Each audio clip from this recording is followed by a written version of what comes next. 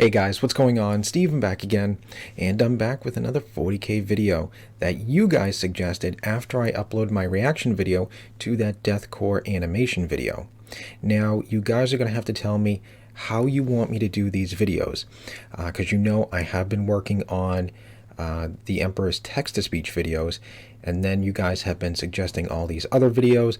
You know, this one right here, then there's one by Arch, and there is another one. Now, do you guys want me to finish text-to-speech first and then go on with these other videos, or do you guys kind of want me to jump around and stuff like that? Like this week, I'm doing this video here. Maybe I'll get to a text-to-speech video this week. I'm not 100% sure. You know, next week, do you want me to do a text-to-speech if I don't get one this week? You know, how do you guys want me to do all these videos? Just let me know. But anyways, this video here is the lore and history of the Death Korps of Krieg. And I think you know who the video is by.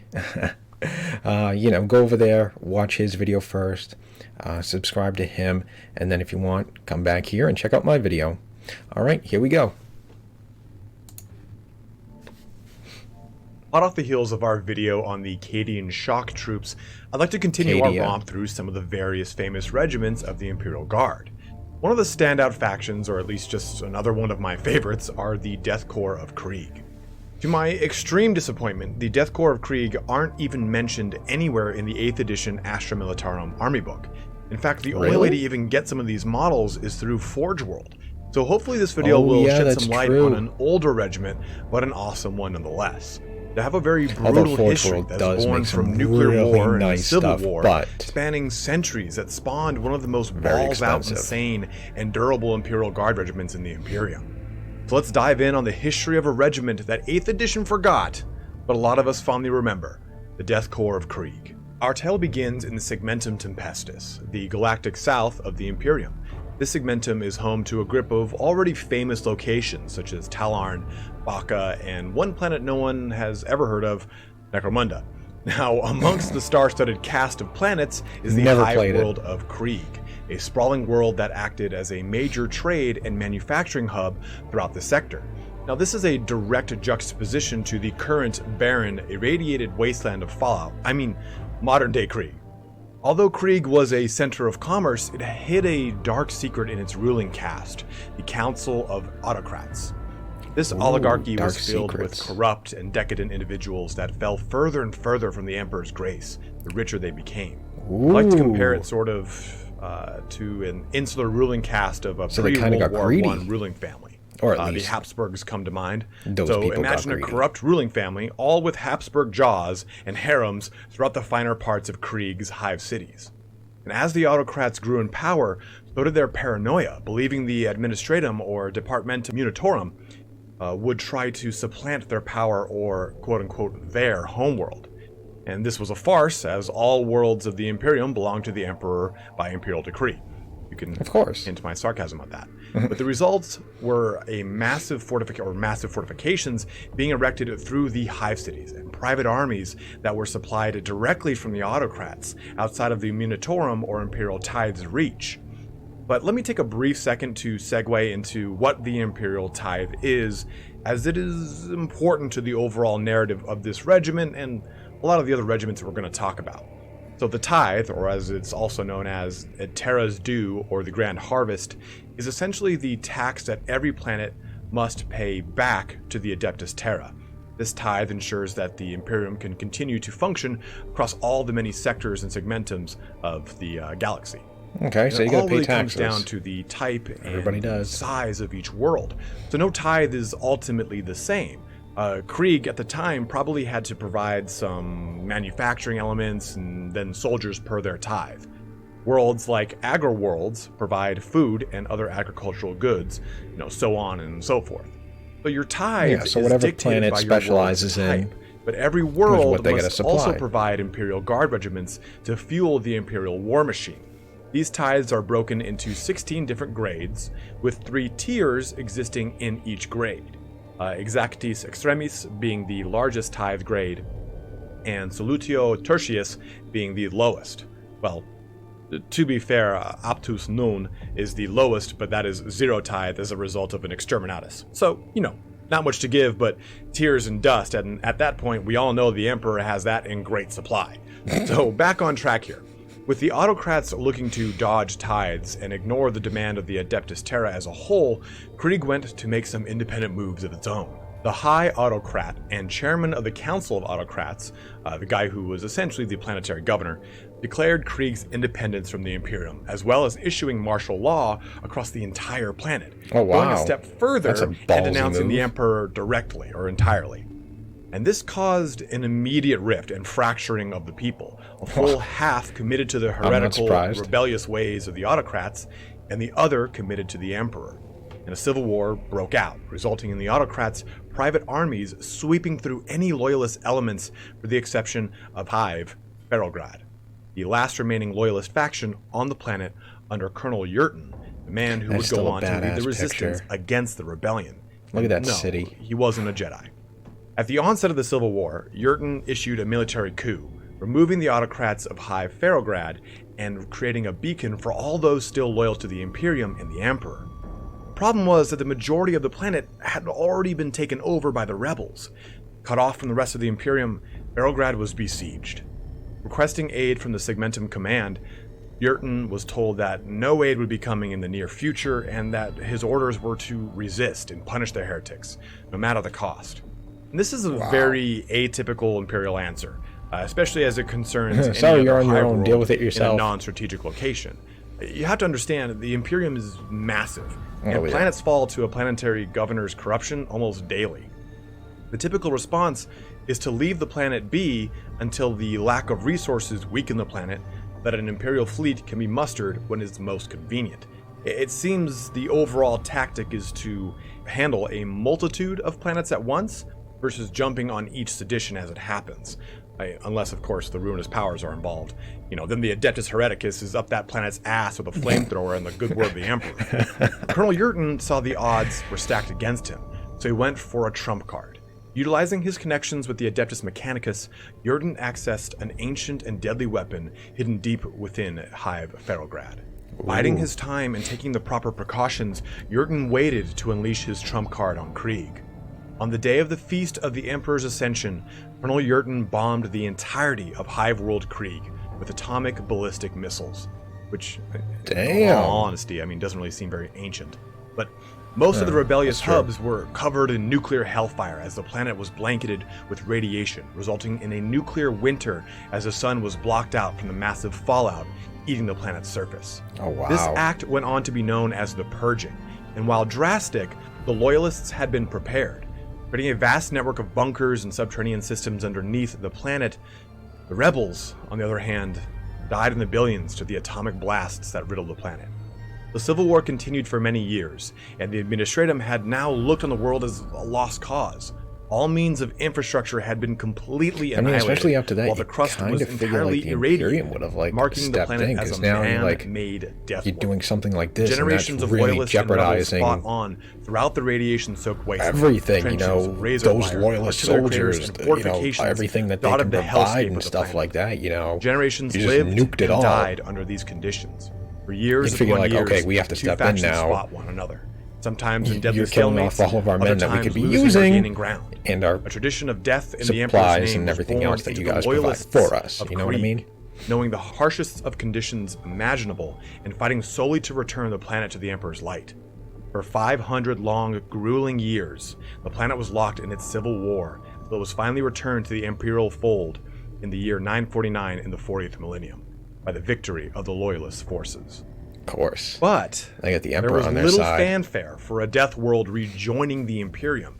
There's very little such a world can provide except for a tide of soldiers. That's a really cool picture. The Departamento Munitorum demanded just that, realizing that the planet was in rears, much like a late fee at Blockbuster.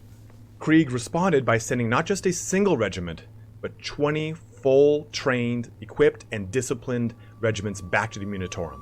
Each one of the commanders requesting the most hazardous and deadly Imperial war zones available. During the expanse of the Civil War, the soldiers of Krieg had expanded their underground network below Ferrograd to encompass the majority of the planet, creating manufacturing facilities, sprawling cities, and vast bunker systems. The soldiers sent out to the Departamento Munitorum took to their jobs with great zeal, becoming standout regiments wherever they were deployed. The Death Corps were fearless in their determination to the Emperor, and dying a glorious, self-sacrificing death was their singular goal to ensure two things. One, an act of repentance for the planet's past transgressions, and two, to show their dedication to the God Emperor. The High Lords of Terra, noting how exemplary the Death Corps were performing, demanded that Krieg continue to produce more and more regiments for the Imperium, giving them the highest grade of tithe. Krieg would then go on to provide an increasingly high amount of regiments as the sole portion of their tithe, rather than providing any goods to the Imperium. Krieg was even granted certain boons to ensure their production of soldiers would never falter or dwindle. Some of these included eugenics that allowed for the reduction in mutations across Krieg's infants. One of the biggest and probably most controversial practices is the Vitae womb. This is essentially a means of genetically enhancing the reproduction efforts of the planet, ensuring that they meet the 50 million annual soldier quota. But we don't know exactly what this means. It could be humans that are vat-grown, drugs that increase fertility, or a means of speeding up the pregnancy process as a whole. But the result is as desired, and Krieg continues to meet their quota year after year. Following with the lineage of this planet, Krieg has gone from a sprawling hive world to a barren death world to finally a war world in the span of 500 or so years. War World's resources are devoted entirely to the offering of Imperial Guard regiments to the greater Imperium. The term Total War comes to mind. The Death Corps of Krieg have gone to earn both fame and notoriety in many fronts across the galaxy. Make a battlefield the Spinward Front, a massive front across the periphery sector of Segmentum Obscurus, has seen the Corps carve a name for itself amongst Eldar, Dark Eldar, and Orc victories. Further, the Death Corps has fought during famous campaigns such as the Third War of Armageddon, leading the defense of Hive Tartarus, using their precise artillery barrages to support elements of the Legio Metallica, and also counter-attacking the besieging orcs, and playing Until It Sleeps, Unforgiven, and a number of other Metallica songs way into the night. Across the galaxy, the Death Corps has earned its namesake, as their disproportionately high fatality rate gives credence to the regiment's willingness to die in the Emperor's name. This has also led to some morale issues with Death Corps leading non-Krieg-born regiments into battle, as the credo that Colonel Yurton's forces fought under 500 years ago is still ill-received on other regiments. Victory at any cost. Which actually might be a great segue into going into how the Death Corps exacts the Emperor's wrath upon their foes, because it's very different from a lot of the other Imperial Guard regiments. I mean, it's not the guerrilla warfare of, say, the Catachan, but rather the Death Corps excel in both siege and trench warfare. Especially trench warfare, that's a little bit of a unique one. Fighting a 5-century-long civil war, it'll do that to you. Their siege regiments work under a constant hail of heavy weapons fire support, and trench systems to push the enemy further back, precise artillery barrages acting as a moving shield for the Death Corps. Underneath this excellence is a very evident and overt zeal for the Emperor. The Death Corps will follow orders to the letter, and they have only ever fallen back once in their entire Imperial record. And even then, it was during the Siege of Vrox, where the Purge, which is a unit of chaos, used some of the worst chemical weapons to date. And even further, they only fell back like one trench line. So to say that the Death Corps are steadfast is an understatement. Even their pilots are completely insane. They will fly into suicidal missions, bombing and establishing air superiority until their munitions are depleted or their crafts are damaged beyond repair, which they will then kamikaze into the enemy's defenses to help clear the way for more attacks. They even employ horsemen, known in previous editions as Rough Riders, although the corps are named Death Riders, because why would they not have a disgustingly awesome name like that? The overall battle doctrine for the Death Corps relies on overwhelming force applied continuously. Basically, these suicidal badasses work under the auspice that as long as their desire to fight and die for the Emperor outweighs the enemy's willingness to die, the battle is already won and it's just a matter of time. Which is clearly a brazen, gigantic testicle way to approach any conflict. But recruitment into this cult of kick-ass is by no means an easy ordeal. Just like the shock troops of Cadia, the Death Korps trains all of its citizens to become guardsmen as early as possible. I'd argue, though, that the Cadians are probably a bit more forgiving with their training regimens.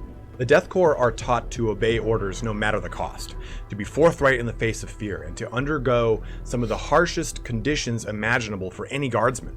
With a planet pockmarked with all the hallmarks of a nuclear war, Krieg acts as an amazing training ground, with cadets doing forced marches through the irradiated wastelands, building new trench systems, clearing old minefields, and having mock battles with other regiments of cadets. For as many men as Krieg produces for the Munitorum, they lose just as many, if not more, during the rigorous training that all corpsmen must undergo. The unforgiving planet and training process weeding out the weak so that only the strong and devout may remain.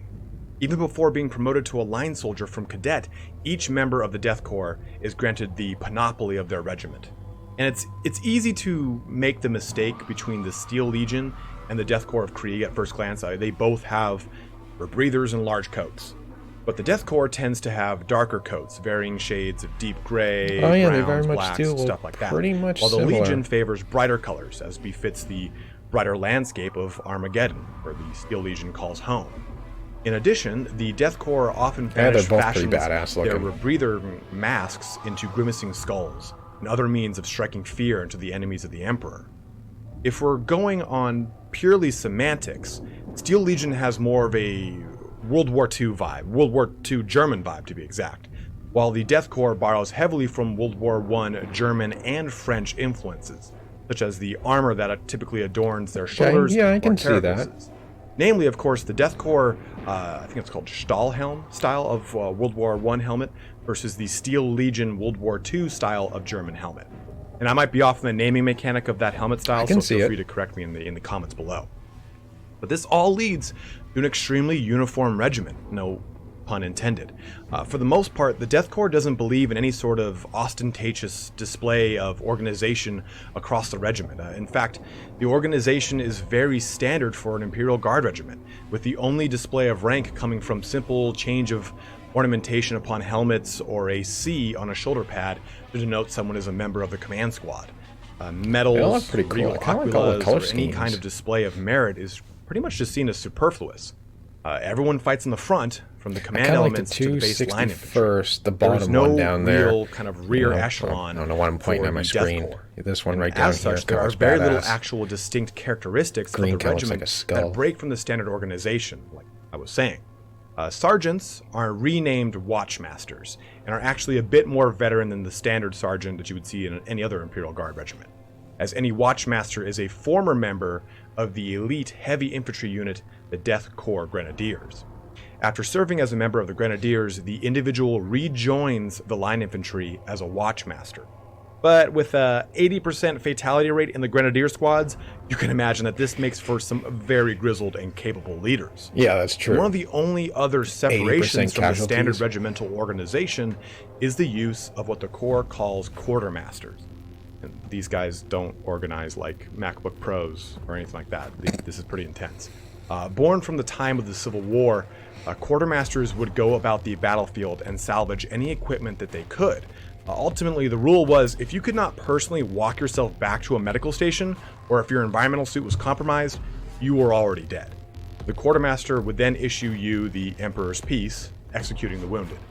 These guys almost serve as kind of a role similar to apothecaries, harvesting the equipment of the fallen, as well as tending to any field triage to the wounded that they're capable of doing.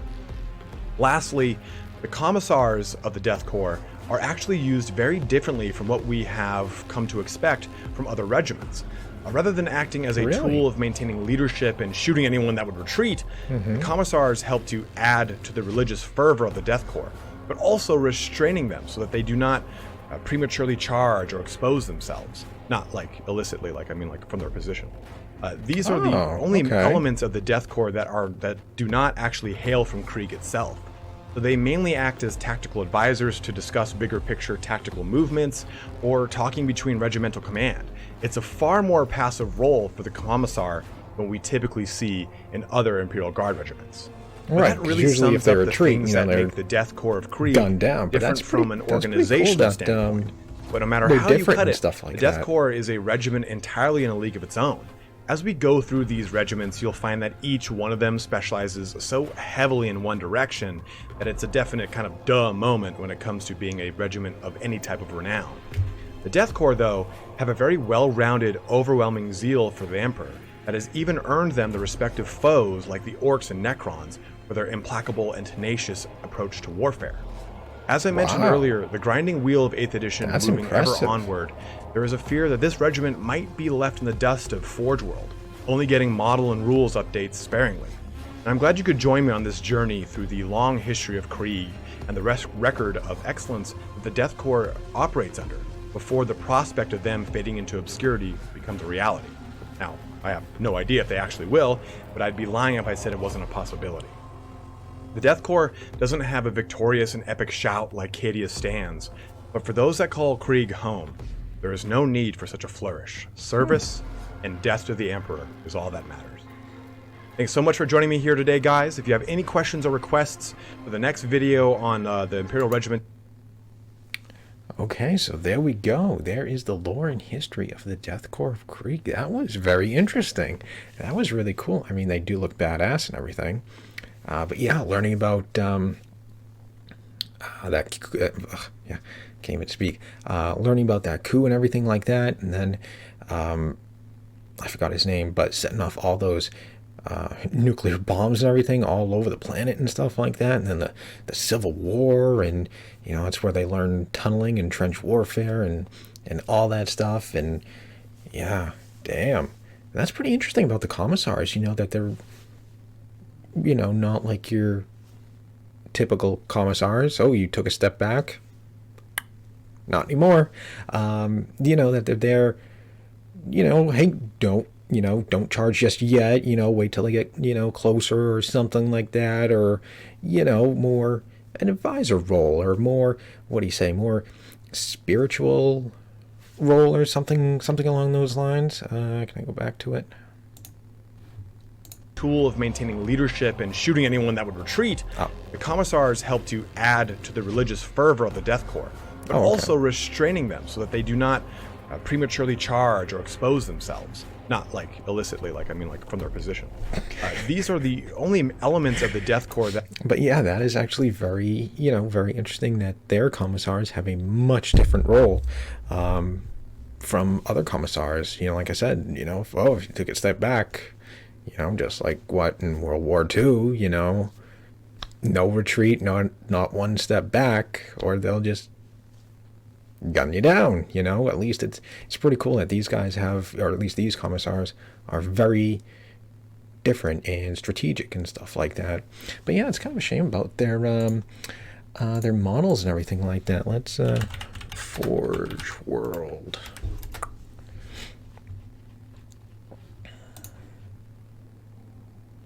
Yeah, Forge World has some really nice stuff, but very expensive. I've bought a couple of things off of Forge World. I wonder if they even still sell what I bought. Let's see. Armies of the Imperium. Okay, so there's the Death Corps of Krieg, Astra Militarum. Here we go.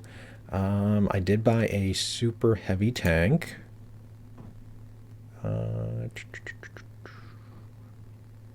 Oh no. Oh. Stormblade. Sold out. Oh no. Huh. My tank is no longer there. Someone at the store I used to work at and play at actually bought one of these Storm Blade or Bane Blade. I can't remember which one it was. I knew it was a blade. I can't remember if it was a Storm Blade or a Bane Blade. But yeah, I did get one of these. Yep, I did have one of those. Those were pretty cool. Pretty tough to put together, but did come in handy, especially in some big battles we had in the store and everything like that. Huge like campaign battles and things like that. You know, there was like multiple multiple players. Like we'd do like huge 5-on-5 battles and stuff like that. Ridiculous, like 3-4 tables across and everything like that. Because they would, we would run, all sorts of like different campaigns and stuff like that. I know we did do one for fantasy that was basically like playing Total War, if you will. We used little teeny tiny, I can't remember what figures it was, but it was like really, really small ones. I can't remember if it was, no, it wasn't Death Watch. It was one of the Games Workshop games. But they used really, really tiny, basically like board game pieces size models and stuff, and that would represent your army. So if you had like a huge, like 2,000 point, 3,000 point, then you'd have like 1-2 of those little pieces to represent, how big your army is.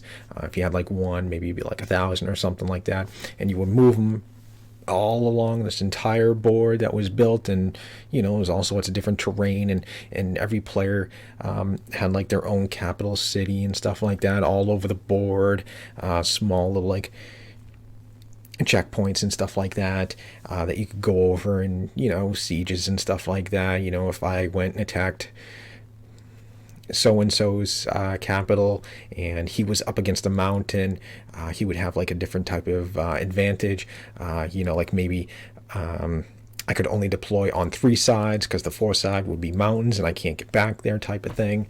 But yeah, we would do battles like that with 40K, and yeah, there was one big battle we had, and I got to use that a couple of times. Came in, did like strafing runs. But yeah, I do not see the tank I bought here. I can't even remember what it was called. Unless it's under... No, I don't think it'd be under anything else, because I mean, all the other tanks are here. Hammer, 40K, super...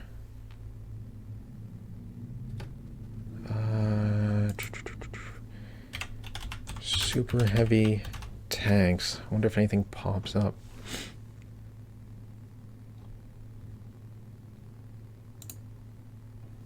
Or is it under something? Nope. Huh. Interesting. When I type in super heavy tank, only Astreus pops up.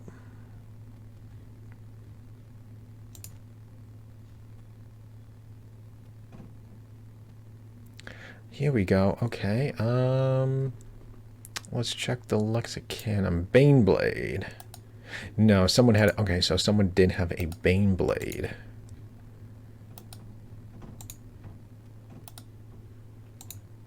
Hellhammer? Nope.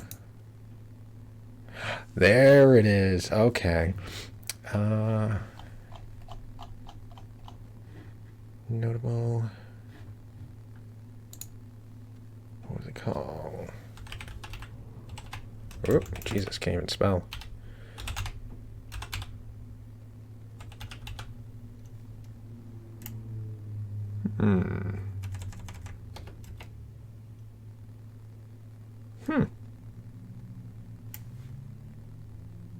Interesting.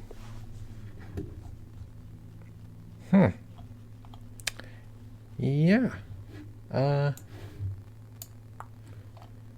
Yeah, that's the tank I had. Oh, does it not want to pop up? But yeah, that is the tank I bought from Forge World. I don't know what happened. I guess they don't make it anymore. They don't. They don't sell it. I don't know. Oh, it's kind of a shitty picture. Too small. But yeah, that's the tank I bought. Yep, Shadow Sword. Volcano Cannon. Yeah, that thing was ridiculous. Yeah, good luck if you had any type of vehicle. Good luck. You know, because that thing would just...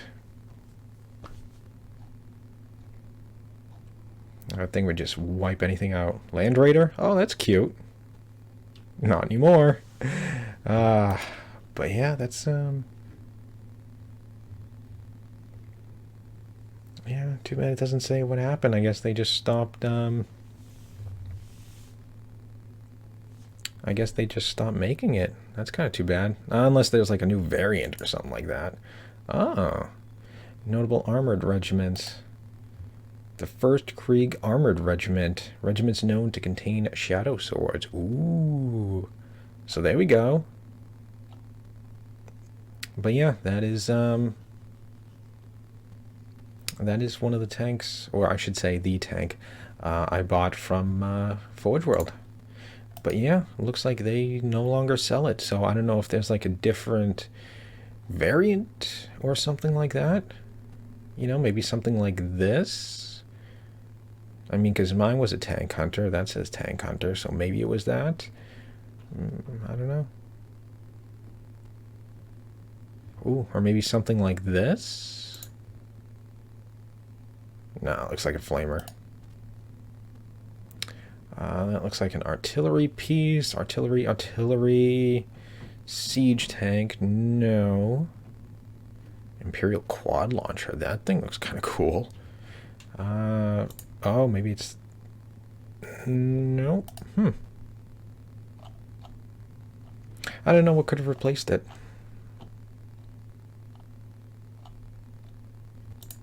Unless maybe this? Description. Neutron laser projector. Huh. Yeah, I don't know. I don't know what happened to it, but that's too bad. Alright, let's go to Armies of the Imperium. The Death Corps. Ooh, Death Corps Krieg Command HQ Squad. That looks cool. That looks awesome. I like the jacket, you know, draped over his shoulders and everything, and he's just standing there. You know, that is awesome. Looks like he got communications going on because he's got his hand like up to his ear, standard bearer, and two guardsmen protecting some basilisks, some other tanks.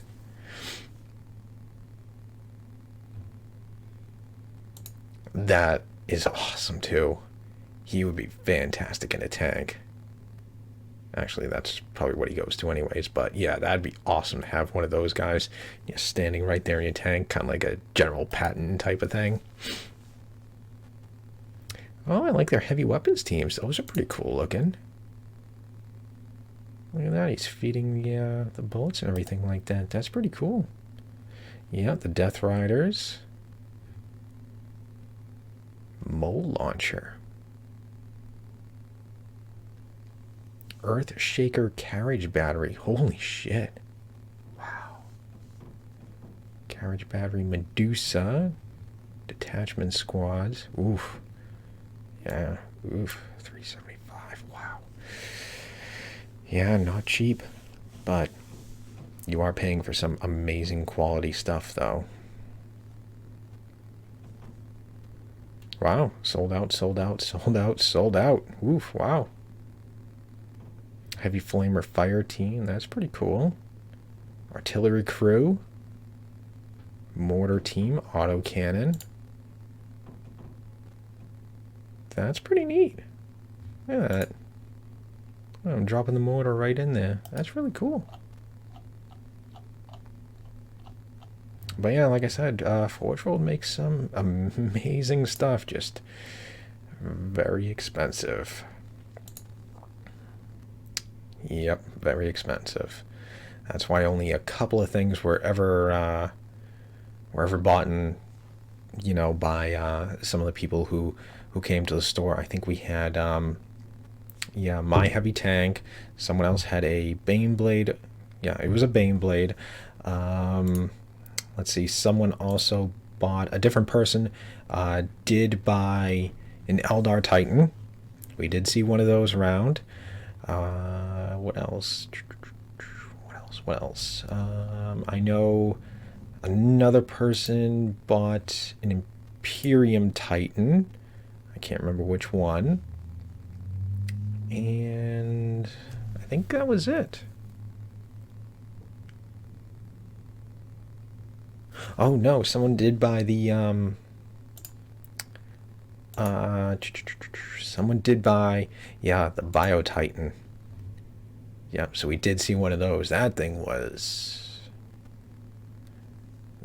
interesting to see that thing.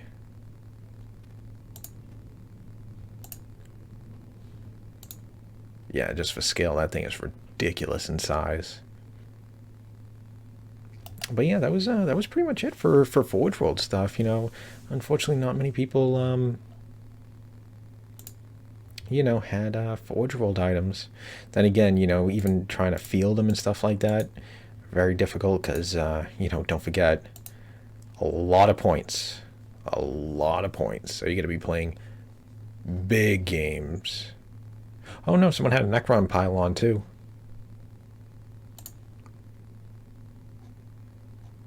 I don't think it says delivery. Yeah, it doesn't say anything. But yeah, like a lot of these things take up a lot of points, so you really got to be playing huge games. You know, like a couple thousand points at least. I can't remember what my tank was, like 400 points or something like that. Yeah. Not easy to field.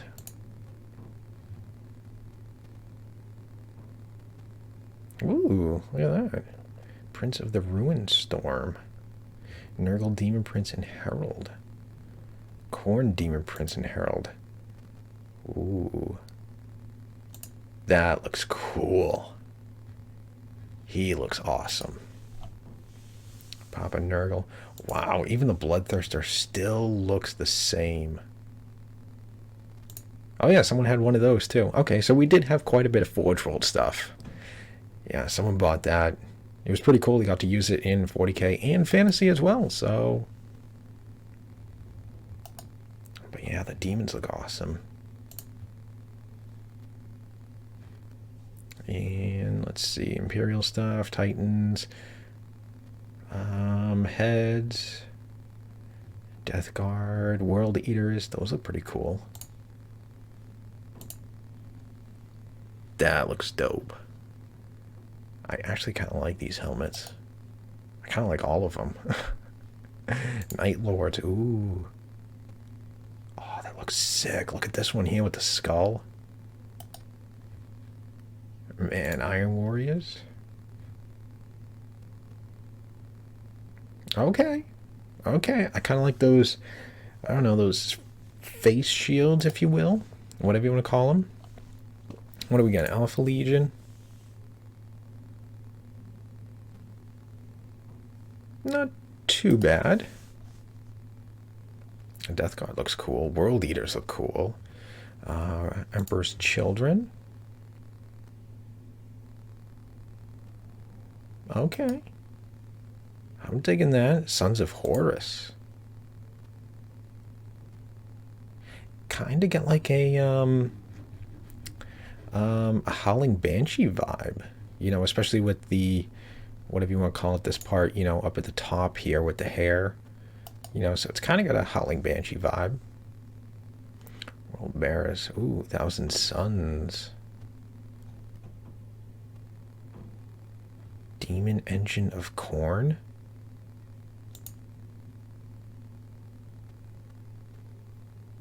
Okay, that's pretty cool. That is pretty dope. And then more parts, bases, tanks. Huh. World Eaters Terminator Lord Zufor? Whoa.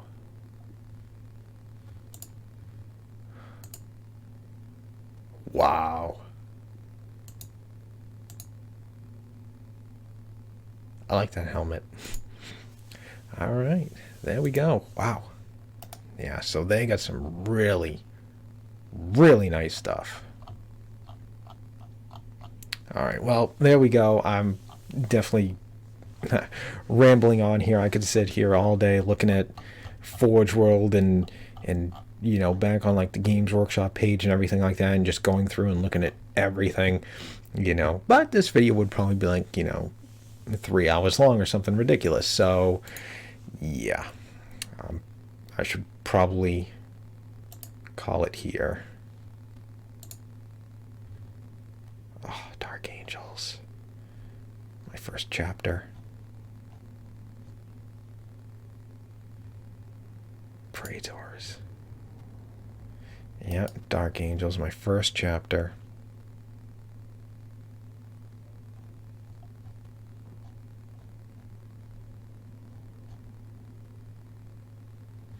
Plasma gun, melted guns,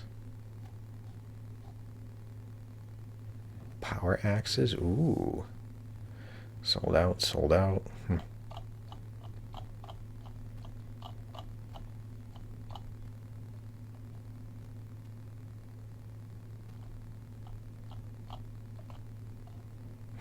Drop pods, speeders, dreadnought, Dark Angels. Oh, those look pretty cool. I like the one without the helmet too.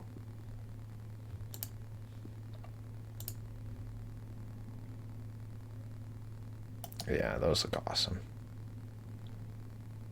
All right, I gotta call it here. Like I said, I could sit here all day and just go through everything, you know, every single army and stuff like that. But like I said, this video would, damn it. But yeah, this video here would be ridiculously long. It's already way too long as it is. I've been sitting here for 20 minutes looking at goddamn Forge World. You know, the video was only like 20 minutes long. So yeah, there we go. Death Korps, awesome stuff. Learning about all their lore, their history, you know, the battles, the Civil War and stuff like that. Learning about how they only retreated one time, and it was only one trench backwards. That's it, or one trench back. Yeah, that insane stuff. Learning, you know, all about them and stuff like that. I mean, they're one awesome unit, regiment, army, whatever you want to you know, call them. But yeah, that was awesome. But yeah, like I said, let me know how you guys want me to continue on with these videos. Should I finish Emperor's Text-to-Speech first and then do these other ones, or do you guys not mind me jumping around and stuff like that? Let me know, because I know there's still one from like Archie what guys want me to do, but I think you guys said that one was pretty long. I think like an hour or so. So, you know, if I do that one, I may split it up into 2 parts like I did with Bricky's videos, because his videos were very long as well. But yeah, just let me know. So anyways, hope you guys enjoyed the video. If you did, hit that thumbs up button, that'd be awesome. Remember, feel free to subscribe to my channel, follow me on social media, links are in the description box below. And other than that, just stick around, more videos are on the way, and I will see you guys next time.